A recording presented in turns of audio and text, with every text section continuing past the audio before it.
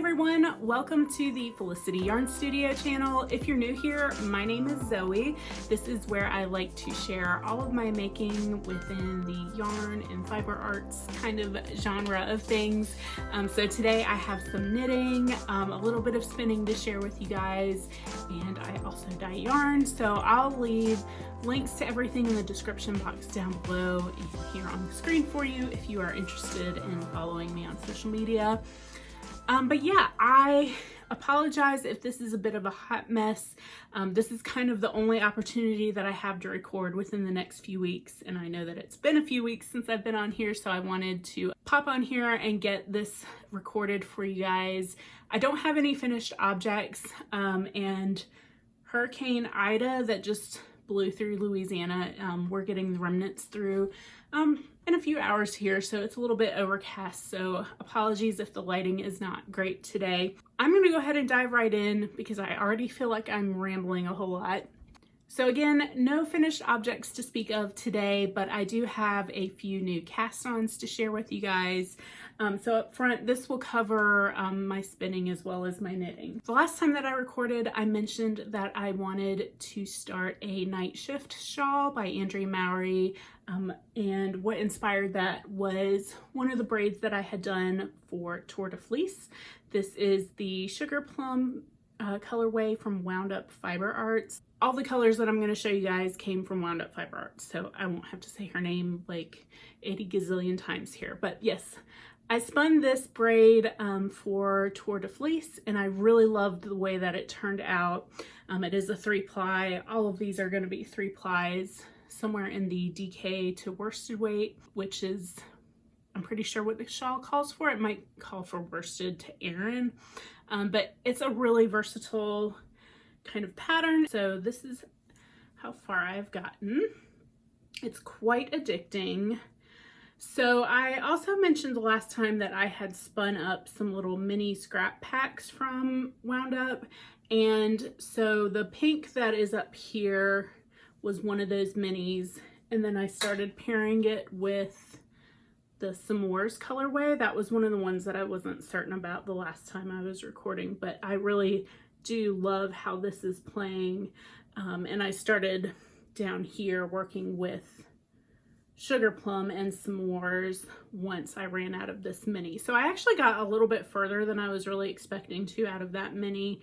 I don't remember what kind of yardage I had there, maybe like 40, 50-ish yards. I don't know, I'm completely guessing. But yeah, this has been a lot of fun. I love the way that the just kind of subtle transitions are working up.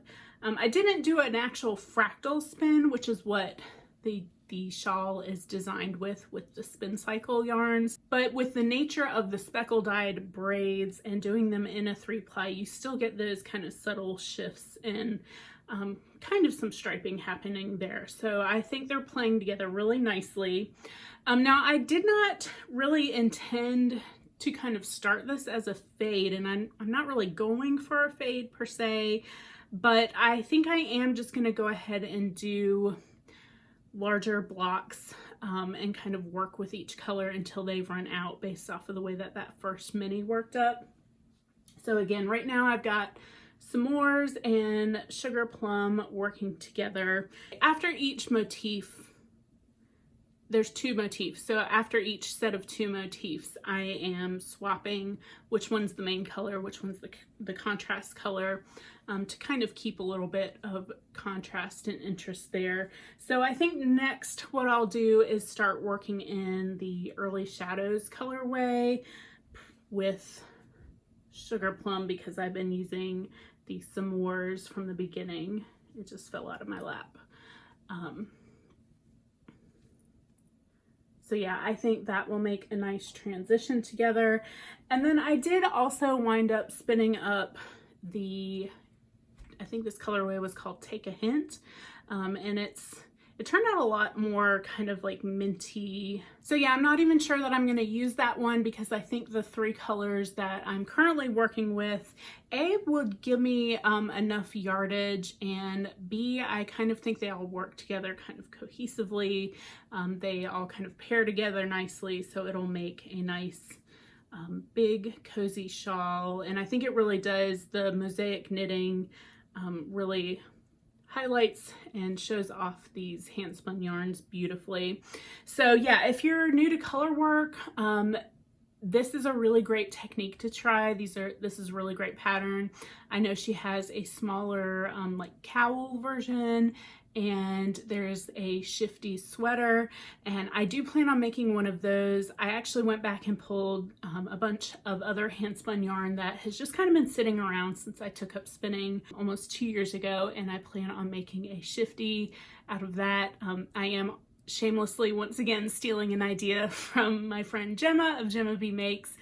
She made one a few months ago, and it turned out really beautiful just with leftover hand spun bits. So I've got some leftovers from my Jupiter crop, and again a couple of hand spun skeins that kind of wound up in the heavy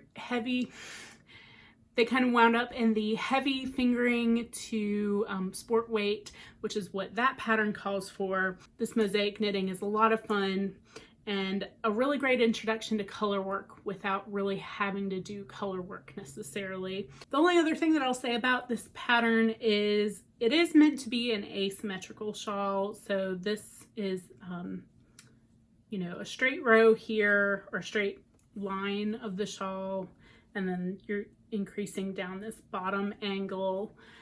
And normally I like asymmetrical shawls. I don't have a problem with them, but for some reason this one kind of, I don't know, I think it's gonna wind up being a little bit of a funky shape, but I'm willing to see it through to the end and just kind of accept it for what it is. But I was thinking as I was knitting one, it would be super easy to modify it into a symmetrical triangle shape, or even just casting on X number of stitches and doing like a rectangular shape kind of wrap, or even like a lap blanket or a throw, I think would be really nice in this mosaic knitting style. I got sucked into this right after I finished spinning. It probably took me about a week and a half to finish spinning those last two colorways for this. And this kind of got my attention for about another week or so. It's the first thing that I've knit in a long time that is at this kind of worsted weight or DK weight,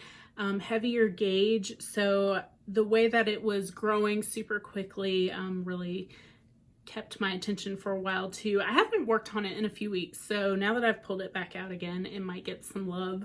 So that was the first thing that I started working on post last episode.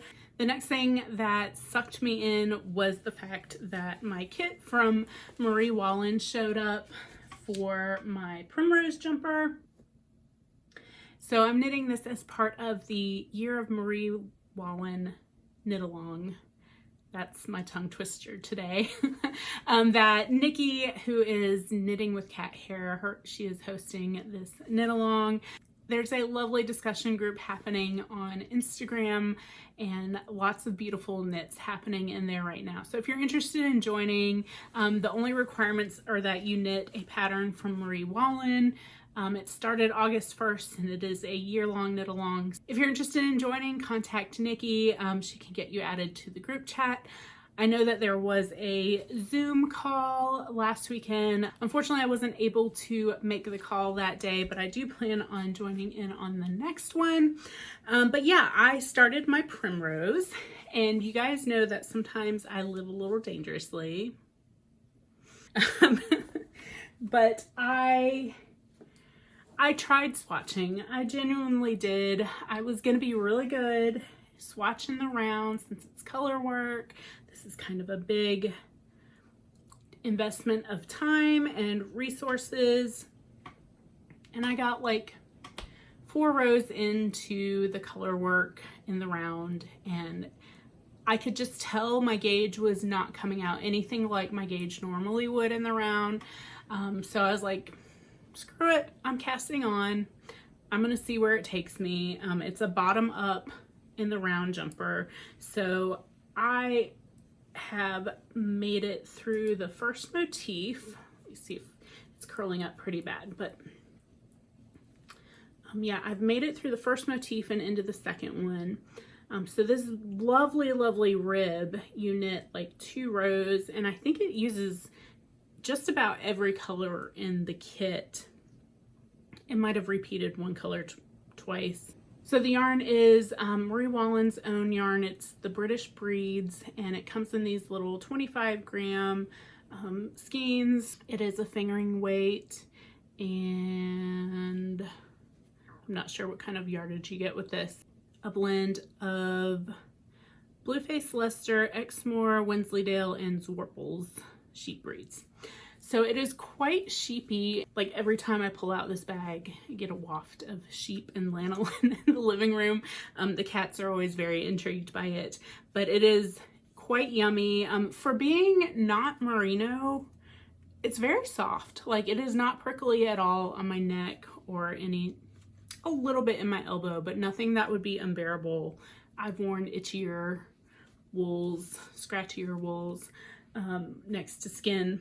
So yeah, I'm really enjoying this. I'm really, really happy that I went with the kit for this pattern. I normally love picking out my own colors for color work, especially. I love playing with color. And if I had a local yarn shop to me that carried something like Jamieson & Smith, which would be a really good substitute for this kind of yarn, or I don't know, there's a couple other brands. I know Naomi is using some Biche de Bouche. Brooklyn Tweed would be another good substitute. But I didn't know of anywhere really close to me that would carry A, that many colors in person, and B, colors that I would be interested in using. So in the end, I'm really happy that I did splurge on this kit. It meant that I didn't have to stress about picking out colors that were going to coordinate right online and then them getting here and not being, you know, true to what they show up on the screen. But also, I just know that these are going to work together because this is like the original colors that she designed the sweater in. So I think it's going to be really beautiful. I did go ahead and make sure I am getting gauge. So it was a lucky break for me this time. But yeah, this has actually been quite addicting. I forgot how addicting color work can be, especially something with just this many colors. It's so beautiful. I know I keep popping it up here to show you guys. I will say this is like 3 inches of ribbing down here, and I don't know why, but the ribbing seemed to take forever. I mean, I know ribbing usually does, but the ribbing was on size 2.5 needles, and these are on US size 3 needles, body is. I am doing the size extra large. I don't know if I mentioned that. It does only go up to a size 2X. So that is one of my only few knocks on Marie Wallin. Her patterns aren't super size inclusive. Most of them only go up to a 2X with a bust size of like 50 to 52 inches. So it is what it is. But this is kind of a bucket list knit for me, so I'm really excited to get my teeth into this all over color work jumper. Yeah, you make the body from the bottom up, then you knit the 2 sleeves, and then join the sleeves in the body and go up on the yoke. So I've made a lot of top-down yoke sweaters. So I actually think every jumper that I have knit or sweater has been a top-down design. My very first jumper that I knit, which was the Owls by Kate Davies, was the same way, where you knit the body, knit the sleeves, and then join it and work the yoke up. So I don't have a ton of experience with bottom-up jumpers. All right, so confession number 2 on this knit. So before I cast on, I was perusing the pattern as you're supposed to do, like a good knitter. I also very rarely tend to do this. I tend to just kind of jump in feet first. So I'm perusing the pattern and I was super confused because I don't know why I had it in my mind this was a top-down design. I think because in one of the descriptors it's a circular yoke pattern. So my mind just naturally made the assumption that that meant that it was top-down. No, it's bottom up. So yeah, I was really confused until I actually cast on and started knitting this. So I was like, you know what? I need to stop being a good knitter and just go with my gut and, you know, cast on and see where the needles take me. I'm also super grateful that I have a whole year to work on this. This does feel like quite a bit of progress already so far. But with the holiday season coming up and I have a few other things lined up, I know that I won't be able to devote quite as much time as I would like to in the next 2 or 3 months. But I think like come January, this is going to be some really good winter knitting for me. Up next, I wanted to share with you guys the progress that I have been making on my Bennet Sisters shawl. So this is a pattern by Lindsay Fowler. And I am making mine out of Farmer's Daughter fibers for the 2 main colorways. And then I dyed up this skein of mohair to kind of match these two. I didn't really give it a colorway or anything. This one is the Farmer's Daughter fibers, and I don't remember the name of the base, but the colorway is Willow.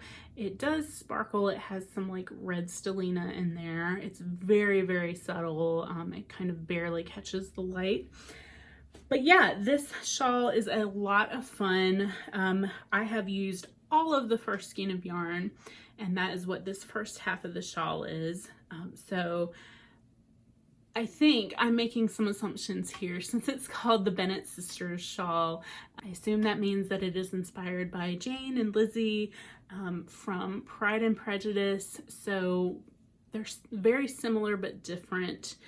You use 2 skeins of the main colorway, and then on the second half of the shawl you incorporate a skein of mohair to kind of get that very subtle contrast that's happening. So my 2 skeins of yarn were also already kind of ever so slightly different. The second one that I'm working with now was ever so slightly darker from the first one that I used. So in hindsight, I'm kind of wondering if I should have held the mohair with this one, but I don't dislike how this is coming out on this side. So yeah, you start back here at the corner and you're increasing out along one edge, kind of similar to Nightshades, but again, you're making this one into a symmetrical shawl. So once you get down to that very widest point, trying not to lose my stitches here, there it is. You start decreasing back up to make this second half of the shawl. So this little stitch marker is where I was on the last time that I recorded. So I've gotten through the biggest chunk of this shawl.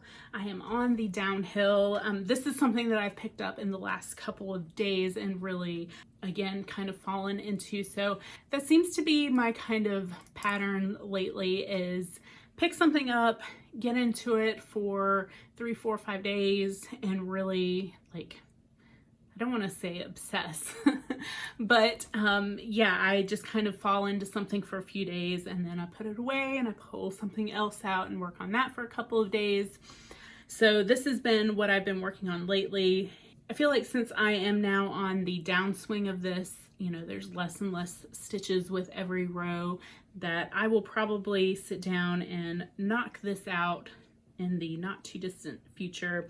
When I first cast it on, it didn't super hold my attention, but then I don't know what flip switched for me. I actually think when I got to the sections where you're purling on the wrong side to get some stockinette in there, that was kind of what made it a little bit more interesting rather than just doing knit or garter stitch for every row. So yeah, really pleased with how this is coming out. I wish I could get it all on the screen here. So it's turning out quite beautifully, and I really think that I will have this finished by the next time that I record. Oh, one other thing about this shawl. I mentioned last time that the pattern recommends, if you want to add tassels to the shawl and the 3 corners, to go ahead and make the tassels first. I got to the point where I had about 18 grams of yarn left on my first skein of yarn, and I went on ahead and I did go ahead and make the tassels. I think I might have used like 6 or 8 grams of yarn making these 3. They're a little bit piddly, but I didn't want anything too fussy on this. I think it'll actually look better with something kind of small and dainty, kind of keep it nice and light. So I did go ahead and wind these off. I wound off from both skeins of yarn to make my tassels.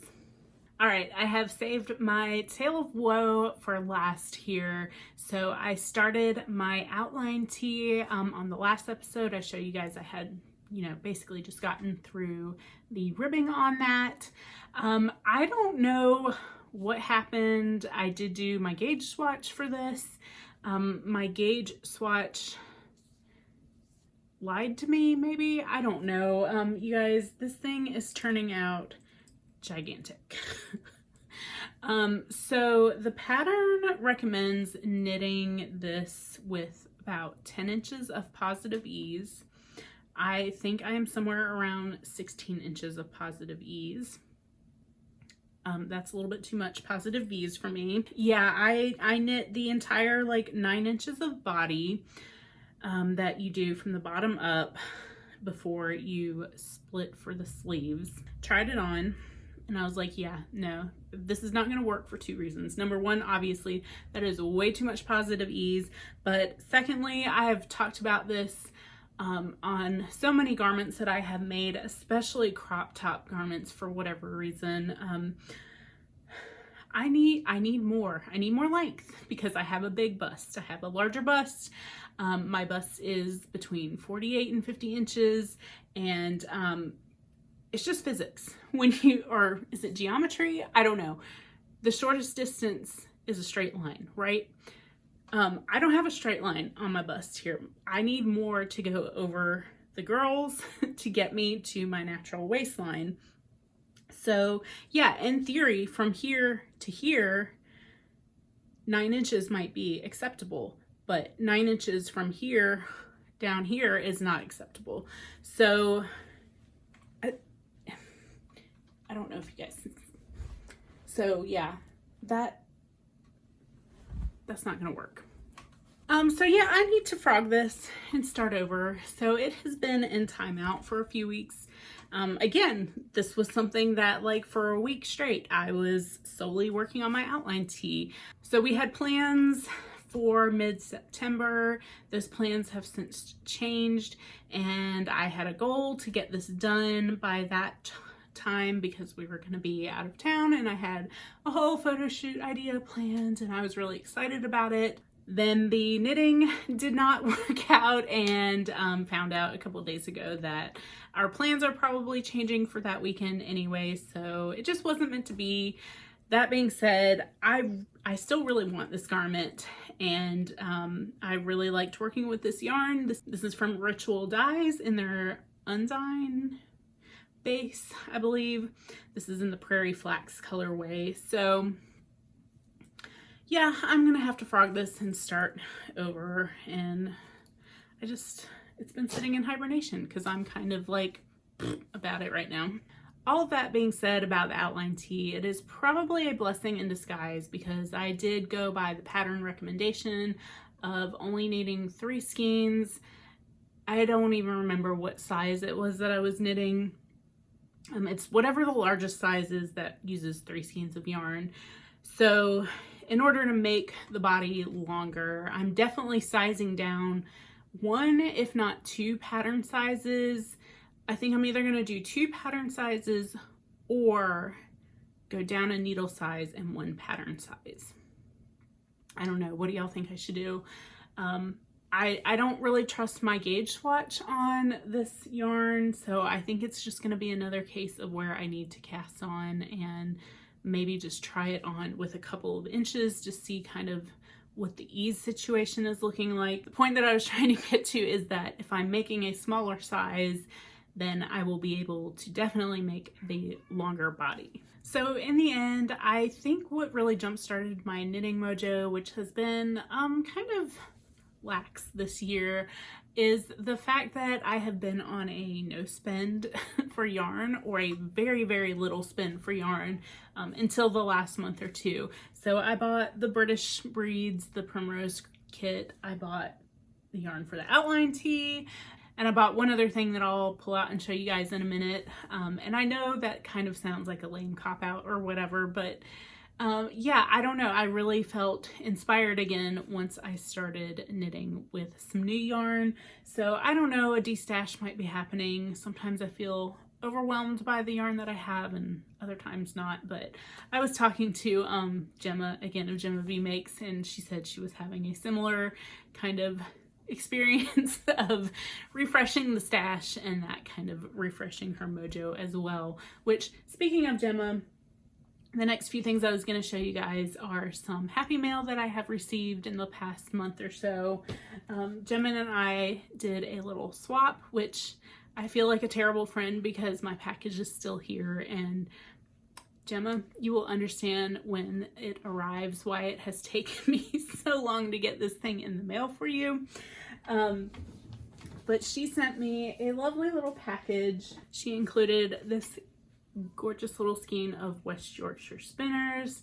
I'm not sure of the colorway, but that will make some really fun socks.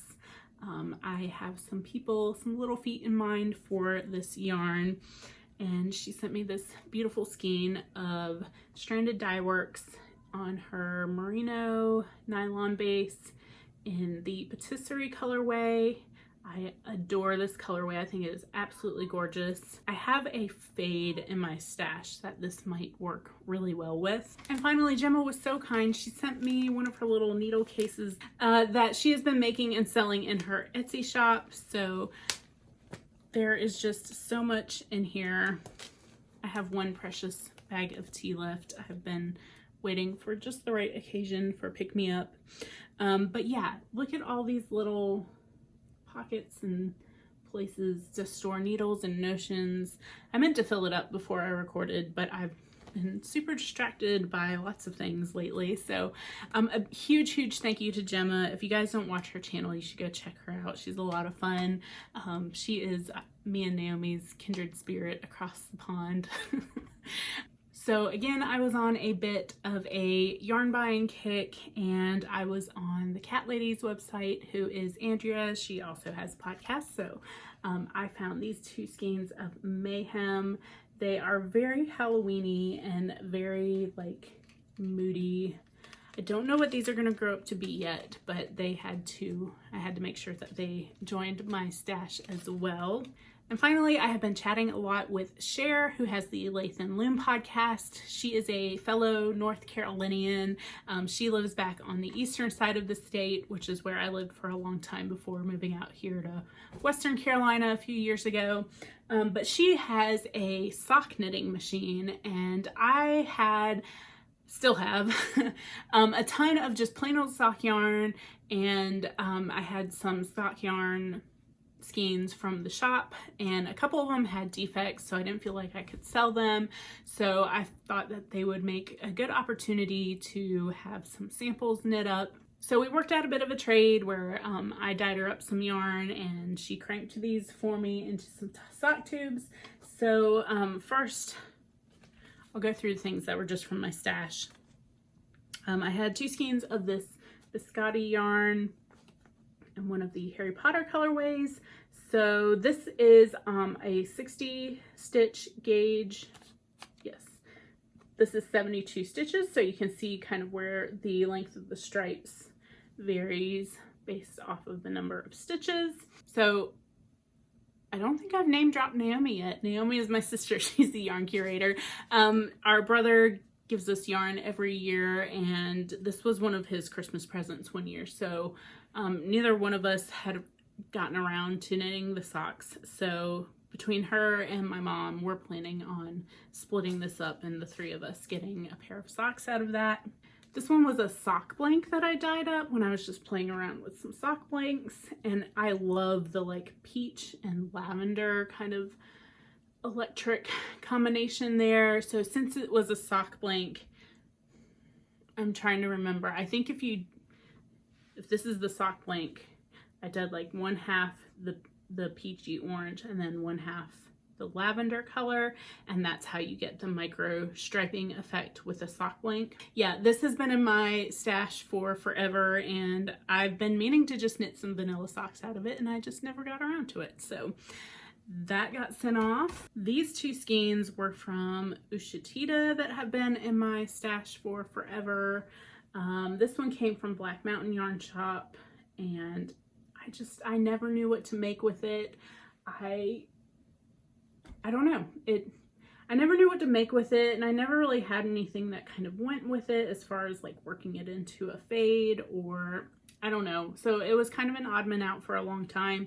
And then this one is again from Ushitita, and I think it's one of the ones that I picked up when we were in Scotland. Oh, I'm trying to remember the name of the yarn shop that we went to. I'm completely blanking, and I have no idea what the colorway names are on these. I think I still have the labels around here, but they turned out absolutely beautiful. And again, just gonna pop some heels, toes, and cuffs on these and get some quick and easy socks. I actually think, based off of how long these are, because this is a full 100 grams of yarn, I mean, there's a very real likelihood that I will get 2 pairs of socks out of these. So I might, you know, be gifting people some cranked socks for Christmas gifts. We'll see. Oh, and the last one from Stash. So this is yarn that I picked up on our honeymoon 11 years ago. We went to Canada and we stayed somewhere outside of Montreal in the mountains. I apologize, I don't remember.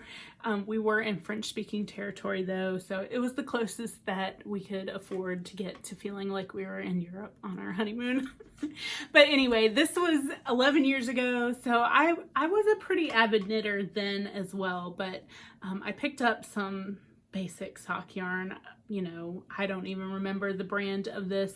The label was lost a long time ago, but it has been sitting in my stash, and I think Cher also did this at 60 stitches instead of 72. I normally knit 72 stitch socks. This one is 60 because it's a little bit of a heavier weight. So I will finally, 11 years later, have some souvenir socks knit up from my honeymoon. So that leaves the last few shop colors that I requested Cher to crank for me. This is Pixie Dust. This was on a sparkle base. I don't normally carry a lot of sparkle yarn, but I did get a request a few months ago specifically for this color on sparkle. So I've got a little bit left. I might dye up some more because that does make a really cute combination. Again, this is another 60 stitch. I will keep some of it for a sample, but then I might do some little niece socks out of that one. This is Haystacks, and this turned out really beautiful.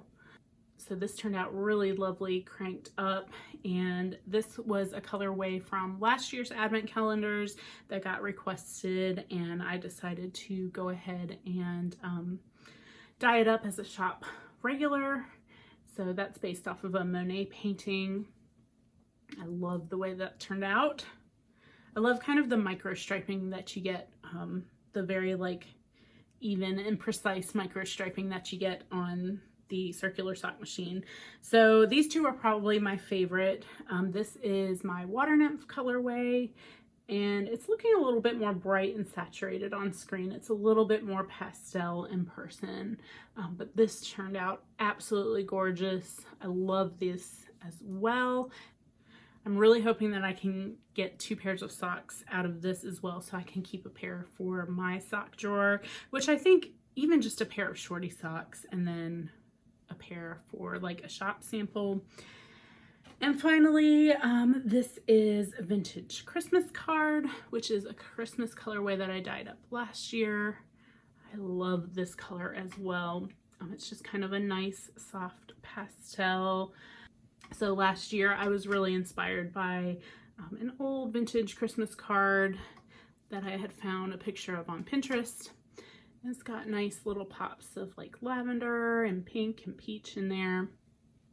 But yeah, I really like this colorway as well. So we shall see. Hopefully in the next few weeks through the holiday season, I will get like heels, toes, and cuffs put in on these. I'm thinking for heels, toes, and cuffs, I have some minis or some 50-gram skeins of various yarns.